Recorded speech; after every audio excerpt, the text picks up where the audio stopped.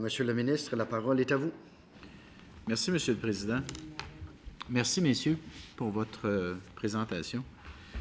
Je vais juste préciser d'entrée de jeu là, que l'esprit qui vous anime et l'esprit qui nous anime est le même. C'est-à-dire que lorsque nous avons proposé donc cette formulation à l'article 40 et 41 du projet de loi 60, donc la formulation « la primauté du français », ce que nous souhaitions faire et ce que nous voulions faire à ce moment-là, c'était bel et bien d'affirmer le statut du français comme langue officielle au Québec, là, comme valeur fondamentale au Québec.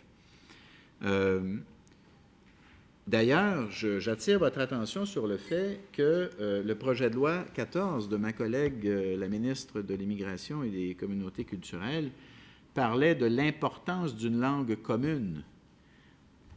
Et rappelez-vous qu'au moment où on dépose le projet de loi 60, le statut du projet de loi 14 n'est pas encore réglé à ce moment-là. Il va se régler par la suite. Donc, c'est parce que les discussions avec les autres formations politiques ne sont pas fructueuses qu'éventuellement le projet de loi 14 est mis de côté.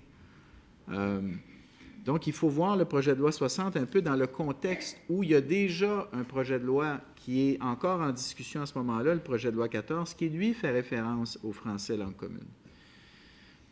Cela étant dit, je tiens à vous dire que nous, là, et je l'ai dit dès le départ, on est ouvert aux améliorations là, du projet de loi. S'il y a une meilleure formulation pour exprimer l'idée que le français doit être une valeur fondamentale, doit être la langue officielle, on est tout à fait ouvert à le considérer, là.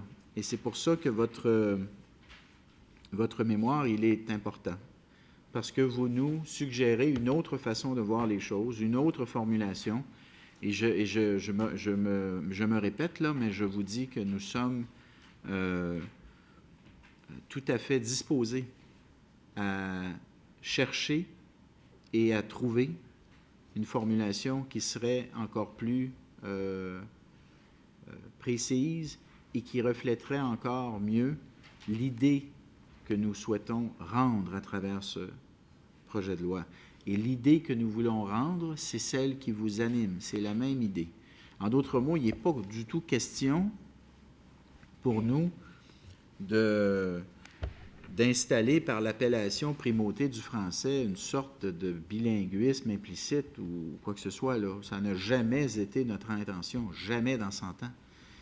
Et donc, s'il faut préciser, comme je l'ai dit depuis le départ, s'il y a moyen d'améliorer, de bonifier le projet de loi, bien, on le fera en temps et lieu lorsqu'il y aura des discussions là-dessus, au terme des consultations.